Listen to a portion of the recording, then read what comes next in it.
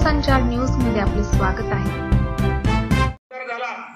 मंत्री झालो आणि दादांच्या माध्यमातून आपण साधारणतः मार्च 2020 रोजी आपण ते पाणी परत इकडे फिरवलं आणि ते फिरवल्यामुळे आज आपल्याला 4-5 वर्ष हे दिवस चांगले गेले आणि आपल्याला वाटलं ते काम लवकर होणार नाही, परंतु ते काम चालू झाल्यानंतर निश्चित प्रकारे तुम्हाला प्रामाणिकपणे सांगतो, कदाचित बापूसाहेब जटरभाऊ आमचे गाडगे साहेब बुवा जानेवारी महिन्यानंतर मी तुम्हाला प्रामाणिकपणे सांगतो, तुमच्या केतकेश्वराची यात्रा झाली ना, तुमच्या देवाची यात्रा झाली, तुम्हाला प्रामाणिक देवाच्या साक्षीने सांगतो, कदाचित ते जर पाणी तुम्हाला मिळालं, पाणी जर ते कॅनल सुरू झाला तर जानेवारी महिन्यानंतर टिपका खाली आपल्या कॅनलला पाणी येणार नाही बाबा. आणि जर पाणी नाही आलं तर आपण काय करणार आहे? हे गेलेलं पाणी कोण आपल्याला माघारी देणार आहे? हे पाणी कोण देऊ शकतं? याचा फक्त शांत डोक्याने विचार करा. दुसरं काय बाकीचं तात्याने सांगितलं, ह्यांनी सांगितलं, आबा विकास होईल, रस्ता होईल, गटर होईल, उद्या पिण्याच्या पाण्याचं होईल. जर आपले सिटीच पिकली नाही तर बाबांना आपण काय करणार आहे? उद्या आपल्या घरातला आपला मुलगा म्हणेल आमचा बाप नालायक होता, याने आमच्या पाण्यासाठी काय केलं नाही. एखादा नातू म्हणेल आमचा आजोबा नालायक होता, लोकांनी पाण्यासाठी काही हालचाल केली नाही. हे बंधून आपल्यावरती वेळ येऊन यायची नसेल तर आपण काय केलं? पाण्याची वाटणी तर झालेली आहे, पाणी तर गेलेलं आहे. 3-4 वर्षापासून त्या पाण्याची योजना चालू होणार आहे. 4 वर्षानंतर आपलं काय होणार आहे? जरी योजना गेली, पाणी जर आपल्याला मिळालं नाही तर मी तुम्हाला प्रामाणिकपणे सांगतो, या भागातल्या सिटीचं वाळवंट झाल्याशिवाय राहणार नाही. जरी लोकांना किती जरी बाहेरचं उत्पन्न मिळत असलं आणि किती जरी लोकांना बाहेरचं उत्पन्न मिळत असलं, जर शेत आणि रानामधनं संध्याकाळ आपण जर तो माणूस शेतामध्ये गेला, जर शेतामध्ये जर पिकलं गेलं नाही, शेत जर त्याला हिरवं वाळलेलं दिसलं तर संध्याकाळी तो झोपताना किती जरी बाहेरचं उत्पन्न असलं त्या माणसाला किती त्रास होतो रे बाबांनो. हे आपण सगळ्यांनी बघितलेलं, हे सगळं आपण अनुभवलेलं आहे. त्यासाठी गेलेलं पाणी आपल्याला परत कोण देऊ शकता?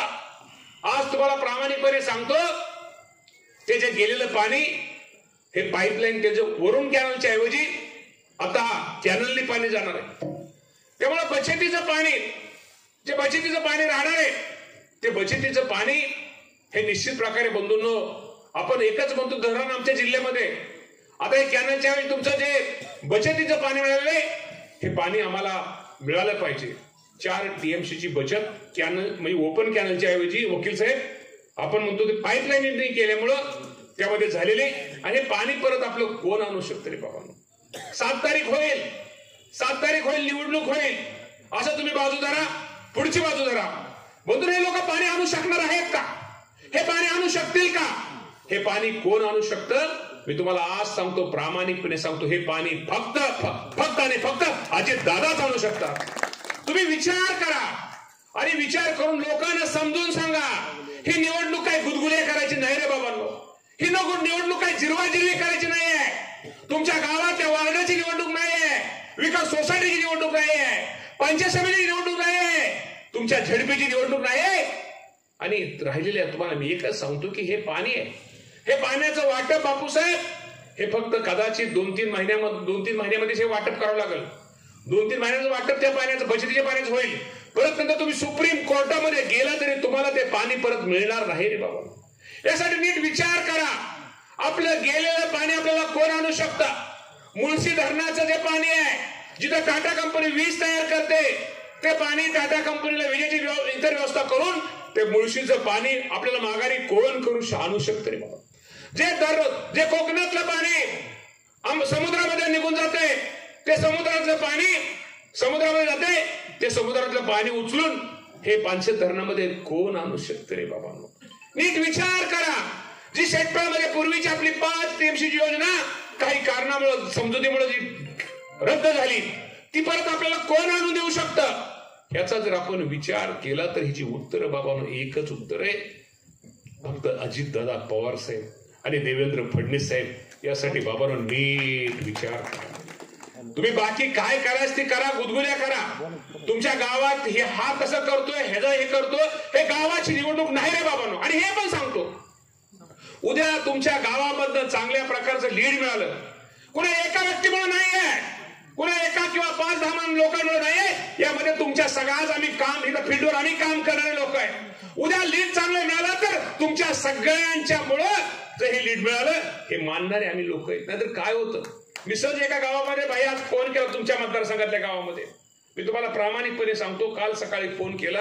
मी केतकेवर शंभर शपथ, माणसं किती हुशार असतात बघा, किती लबाड असतात, किती गैरसमज निर्माण करू शकतात. आबा मी फोन केला त्या माणसाला आणि फोन केला, फोन दुसऱ्याच चालला होता. मी फोन हातात नाही हिसकून घेतला. मी फोन त्या दोघांचा फोन ऐकत होतो. एक जण म्हणला, अरे तू असं का करतोय? नाही तसं नाही, आमचं मामाचं काय नाही, आमचं आजीचं पण काय नाही, पण कसं आहे आमच्या गावात 2 पार्ट्या आहेत म्हणला. आणि आमच्या गावात 2 पार्ट्यात जर आता मतदान जर जास्त झालं तर टिंब माणसाची कॉलर टाईट होईल. त्यामुळं तुमच्या मतदारसंघातला विषय भैया, टिंब माणसाची कॉलर टाईट होईल आणि म्हणून आम्हाला त्याची जिरवाईसाठी आम्हाला काय गोष्टी करायच्या. आता हे ऐकल्यानंतर मी न फोन हिसकून घेतला तर मामा कसला, अरे तुझी जिरवायची तिकडे ग्रामपंचायतीला जिरो, सोसायटीला जिरो, पंचायत समितीला जिरो, आमदारकीला जिरो. पण ही चूक करू नको रे बाबा. ही निवडणूक आपल्या प्रपंचाची, आपल्या संसाराची निवडणूक आहे. ह्यात जर तुम्ही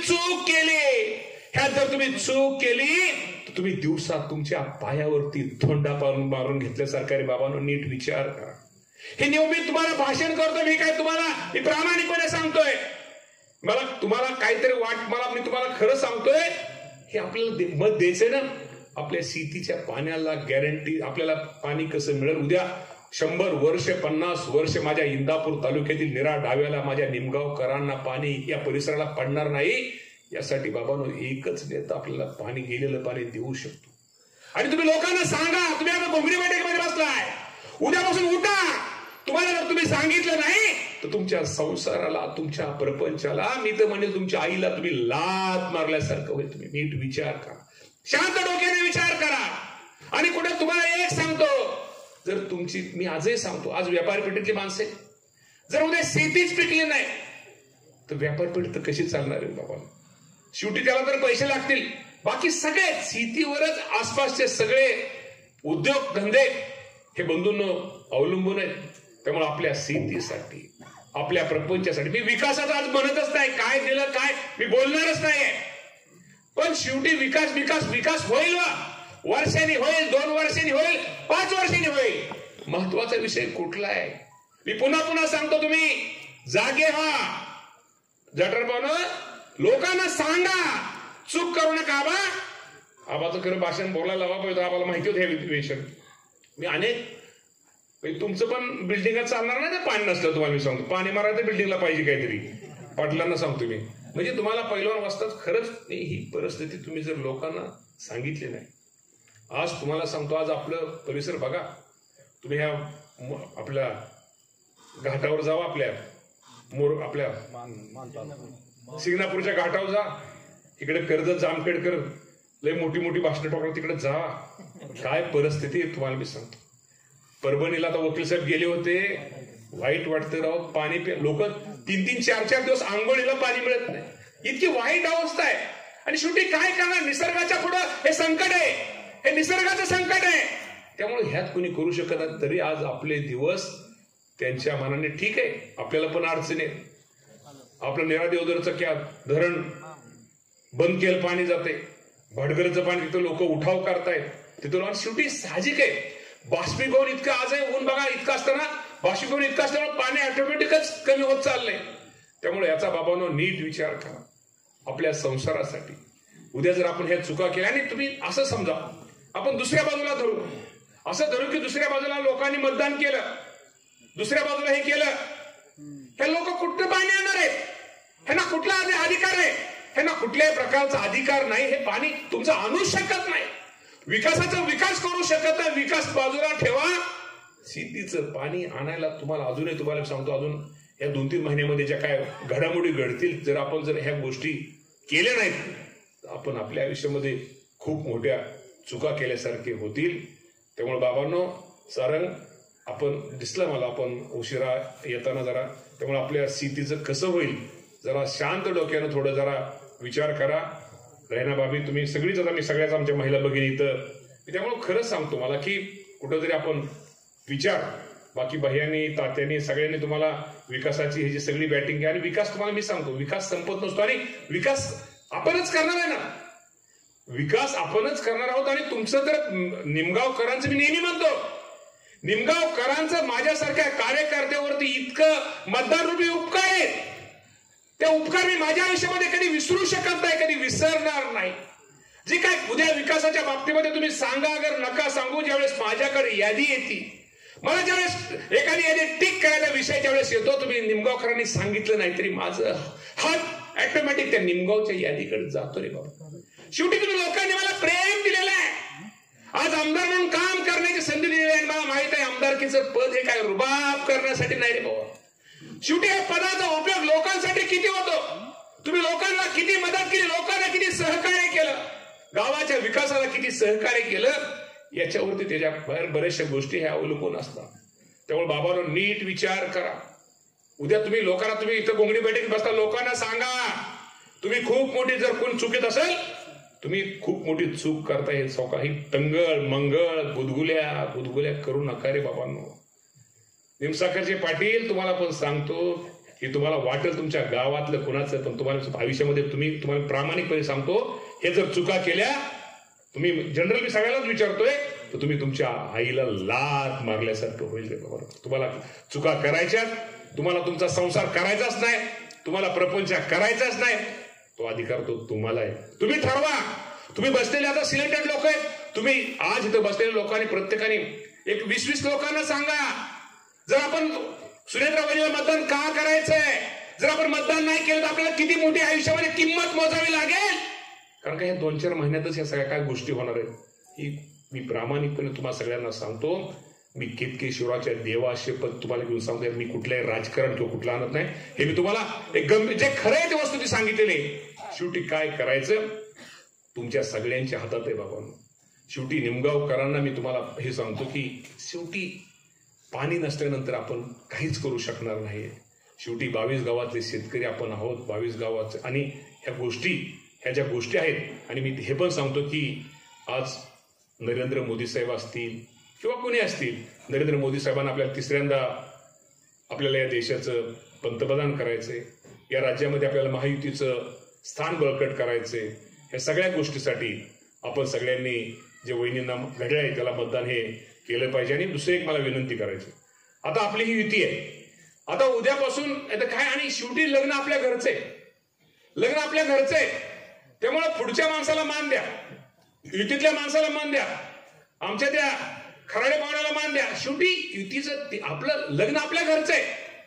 ते आता काय म्हणायचं का आपण वराडी आहे, त्यांना काय म्हणायचं आपण, आता काय म्हणायचं काय कुरुलं नाही म्हणते, ते आपल्या घरचं लग्न आहे, ते आपले पाहुणे आहेत बाबा, त्यांना मान द्या.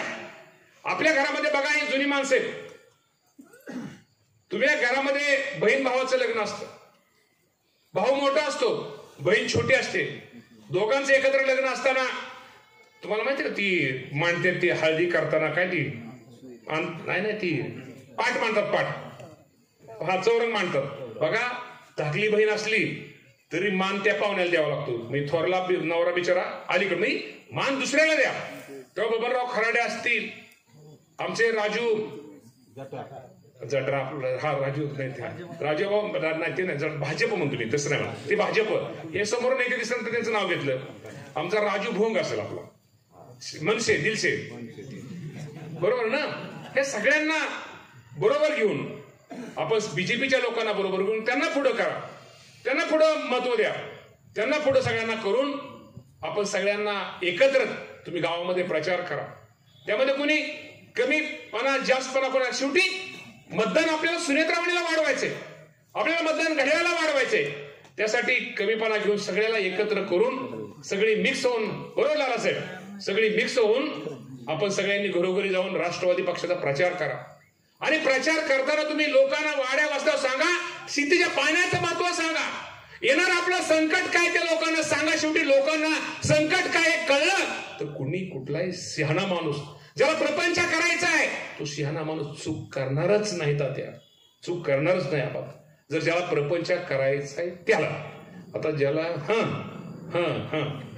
त्यामुळं तुम्ही नीट, मी मुद्दाहून तुम्हाला ज्या पोटतिडकीने बोललो त्यात मी कुठेही खोटं नाटक काही बोलणं नाही. उद्याचं तुम्हाला ज्या गोष्टी, तुम्हाला जे काही इंडिकेटर, जे काही तुम्हाला हे होत्या, तो सांगण्याचा प्रयत्न माझ्यासारख्या कार्यकर्त्यांनी, बंधूंनो प्रामाणिकपणे केलेला आहे.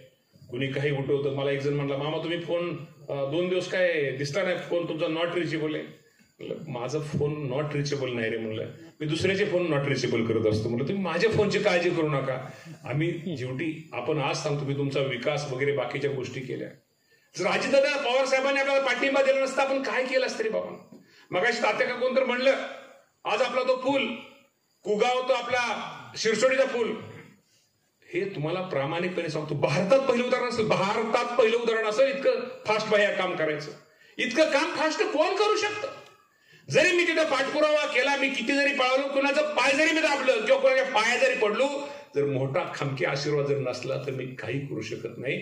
आणि आज तुम्हाला मी सांगतो, हे जे मला दिलं हे फक्त अजितदादांनी. फक्त दादाच कसं होतं, दादा उगवले कसं आपा तुमचं कसं चाललंय, काय चाललंय, किती भावून काय आहे, ते तसलं दादाकडे कमी असतं. कसं आहे, असली माणसाचं काही खरं नसतं. दादाचं फक्त तुमचं काम काय, चाल उठा चला दुसरं. म्हणजे हे आप्पा ही काम करणारे माणसं वेगळी आहेत. नीट शांत डोक्याने फक्त बाबांनो सगळ्यांनी विचार करा. आणि 7 तारखेला ज्यावेळेस निमगावच्या पेट्या ह्या उघडल्या जातील त्या टायमाला तुम्ही सगळ्यांनीच, आता तुम्ही घोंगडी बैठकीत आहेत त्यामुळे हा मॅसेज सगळ्यांनी देऊन जास्तीत जास्त मतदान सुनेत्रा पवारांच्या घड्यावरती करा ही विनंती करतो आणि थांबतो. धन्यवाद. जय हिंद, जय महाराष्ट्र. राज्यातील महत्त्वाच्या आणि आपल्या भागातील ताज्या बातम्या पाहण्यासाठी आजच आमच्या विश्वसंचार न्यूज YouTube चॅनलला सबस्क्राईब करा व बेल आयकॉन प्रेस करा.